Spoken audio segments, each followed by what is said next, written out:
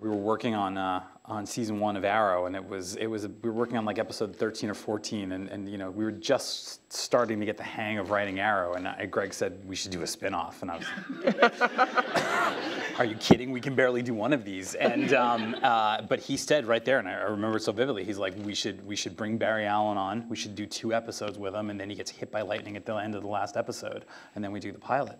And that's pretty much what we did. I mean, the only real change was we were thinking about doing it as a backdoor pilot, as one of the episodes. But you know, I think you know, we worked so hard on that episode 8 and 9 for Arrow, and Grant was, you know, as Greg always says, you know, if we hadn't found Grant, we might not have done it at all. Grant was so amazing, and those episodes turned out so well. And we have such great support from both the studio and the network that they said, you know, you should do this as an actual pilot, not just as an episode. What comics are you guys drawing from for The Flash?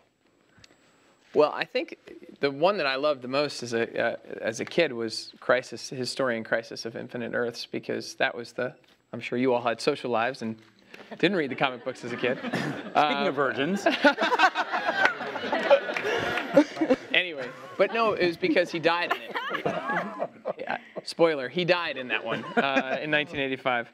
But he died, you know, saving the universe, really, and it was emotional. And I think that was always our hope with the character in the show, was that it wouldn't just be, you know, as a character, he was always bright and funny and optimistic. And, you know, when Jeff Johns came along and reimagined him in Rebirth, he gave him, you know, a real sort of the gravitas of this backstory, you know, of searching for his mother's killer.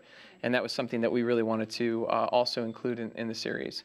But it was that fusion of those two things, of having, hopefully, in success, the same kind of epic kind of world building that we get to do on Arrow, but a bright and fun universe and show filled with those kind of characters. There's one thing that they let us put in there in the newspaper that is so small, but Jeff Johns said it was okay because the paper is from 10 years in the future. It says Queen Consolidated, Wayne Enterprises merger completed.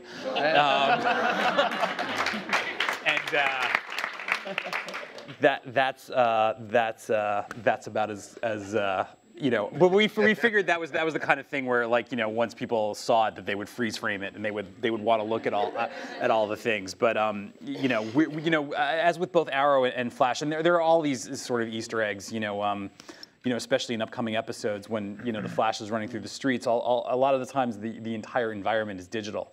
You know, I mean, it's not just the Flash. It's you know, the buildings and everything. It's just all one big CG image, and the animators have sort of had fun with that. So, you know, there've been billboards that say Palmer Technologies, which is Brandon Routh's character on Arrow, and that he would exist there, or Big Belly Burger, which is now a national chain because it existed in Arrow.